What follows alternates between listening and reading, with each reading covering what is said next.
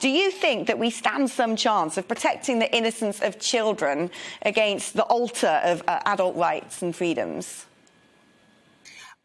We absolutely can. And for a long time, Alex, we've heard the tech companies say that these issues are too big, they're too complex, they aren't issues that nation states can legislate on.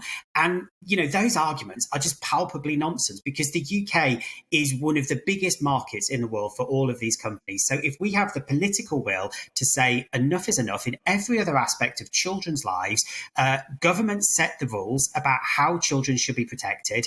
And if we want to do the same online, then we can. So we've got this bill that's currently going through the early foothills of parliamentary scrutiny. And if there's the political will to really bolster that, to really make sure that child safety is front of mind for tech firms, not just an afterthought, then absolutely we can see the UK really lead the world, really demonstrate global leadership when it comes to protecting our kids from the range of really, disturbing harms that we see at NSPCC every single day.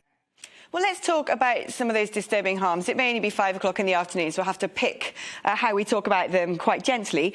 But do you think that a lot of adults don't really realise the extent of risk and quite how revolting and nefarious some of these activities are?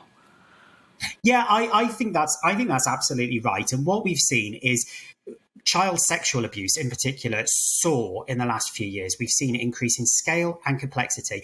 And let's not be fatalistic about this. This isn't abuse happening to children that, if the internet wasn't happening, might be happening in other ways. What we're seeing is that sites like Facebook, like Instagram, like Snapchat have been designed in a way where child safety has not been considered. So these platforms give abusers new opportunities to contact large numbers of children, to groom large numbers of children in ways that simply weren't possible. They're actively exploiting the very poor, the very high-risk design features of sites to be able to commit, very, very horrific abuse. And very often what we're talking about here is not contacting children with a view of then going on to necessarily meet them in person, but it's using social networks to contact children with a view of then getting children to produce images and videos of themselves. And in a sense, social networks are being used as a conveyor belt for a constant supply of new child abuse images that start on Facebook, that start on Instagram, but then will eventually find their way